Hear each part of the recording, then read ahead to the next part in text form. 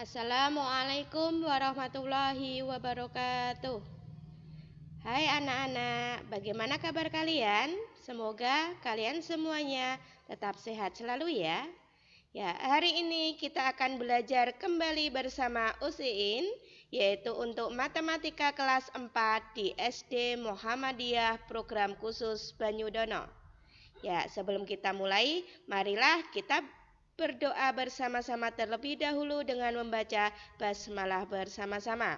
Bismillahirrahmanirrahim.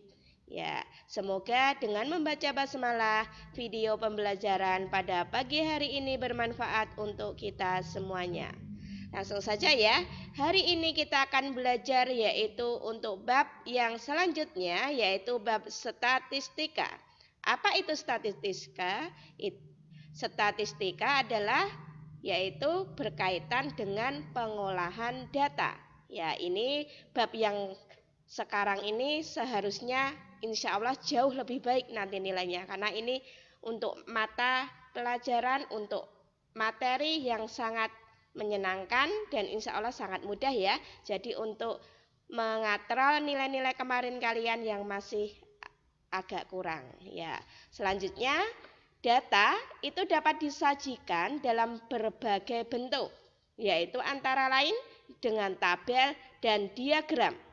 Nah, untuk diagram itu bisa dipelajari, bisa dikembangkan, ada diagram gambar atau piktogram, kemudian ada diagram garis, ada diagram batang, dan diagram lingkaran. Nah, untuk kelas 4 kita akan belajar yaitu untuk diagram gambar, garis, dan batang. Untuk diagram lingkaran nanti kalian mempelajarinya di kelas 5. Ya, langsung saja ya.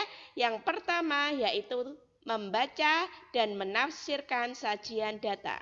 Yang pertama adalah tabel. Tabel adalah daftar yang berisi sejumlah informasi berupa kata-kata dan bilangan yang tersusun berturut-turut ke bawah dalam kolom dan baris tertentu.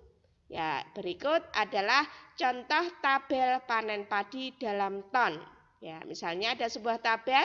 Jadi dalam tabel tersebut kita bisa melihat, kita bisa membaca dan menafsirkan dari tabel yang sudah disajikan.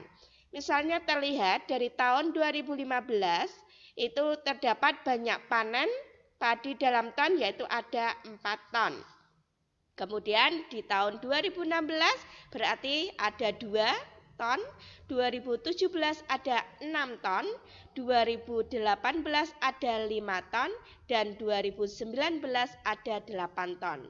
Jadi jumlah panen padi dari tahun 2015 sampai 2019 berarti ada 25 ton. Ya, itu ya.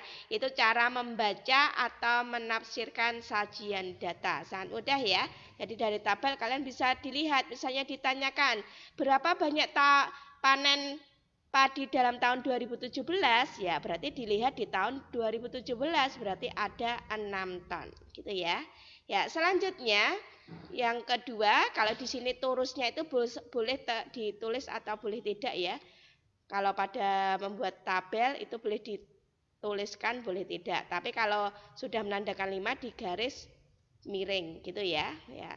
Selanjutnya yang kedua yaitu diagram batang. Diagram batang itu adalah diagram yang berbentuk gambar batang atau balok.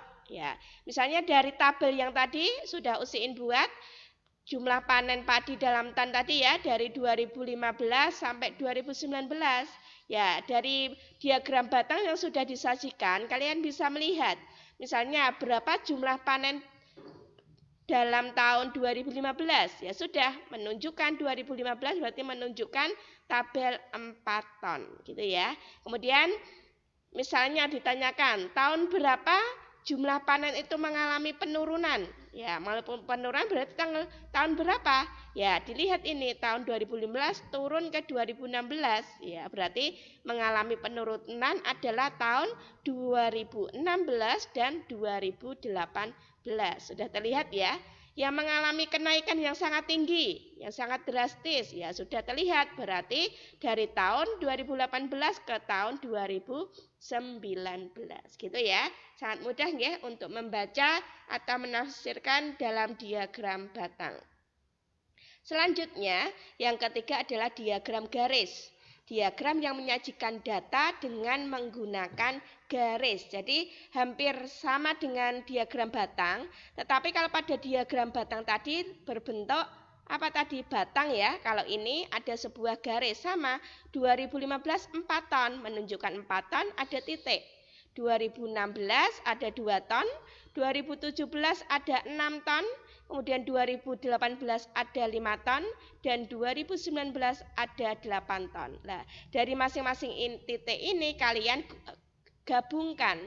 Kalian gabungkan dari titik satu ke titik yang lain, itu bisa menunjukkan yaitu diagram garis. Sangat mudah ya membuatnya.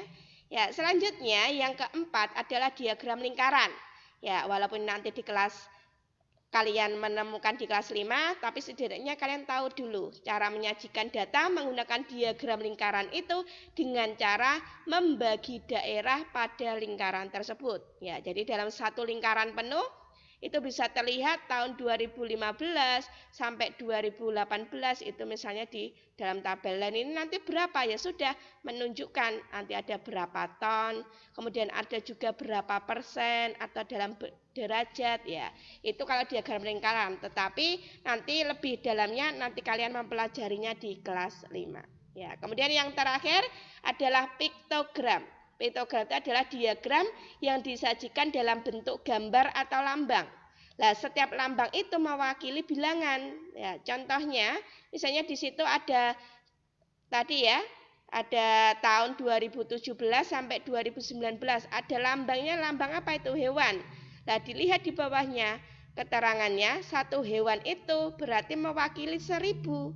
Nah, karena ini ada 2007 misalnya, ada berapa hewan? 1, 2, 3, 4, 5, 6, 7. Karena 1 mewakili 1000, karena ada 7 hewan, berarti ada 7000. Ya, berapa pada tahun 2010? Ya, dihitung saja hewannya. 1, 2, 3, 4, 5, 6, 7, 8, 9, 10, 11, 12. Ya, karena ada 12 hewan, satu hewan mewakili 1000, berarti 12 kali 1000 adalah 12.000. Ya, gitu ya. Cara membaca dalam diagram gambar atau piktogram. Sangat mudah ya. Ya, untuk sekarang, untuk tugas kalian di rumah, silakan buka buku matematika kalian. Kalian bisa membuka di halaman 190 sampai 193. Ya, di Ayo Berlatih ya. Di situ ada soal 1 sampai 10. Tapi yang dikumpulkan silahkan kalian kerjakan untuk nomor 3, 4, 7, 8, dan 10. Ya, untuk nomor lain kalian bisa mengerjakannya sendiri di buku paket kalian, tidak perlu dikumpulkan. Yang dikumpulkan hanya nomor 3, 4, 7, 8, dan 10 ya. Tulis jawabannya saja. Sekali lagi, tulis jawabannya saja di buku tulis matematika kalian, atau di lembar HVS, atau di folio juga boleh. Silakan dikumpulkan di mejanya Usin. Sekali lagi, dikumpulkan di mejanya Usin di ruang kelas 5A. Gitu ya. Silakan dikumpulkan, nanti di situ sudah ada mejanya Usin, kalian bisa mengumpulkan di situ. Ya, pengumpulan paling lambat minggu depan hari Rabu tanggal 31 Maret tahun 2021. Gitu ya. Ya, selamat mengerjakan, tetap semangat. Usin akhiri. Wassalamualaikum warahmatullahi wabarakatuh.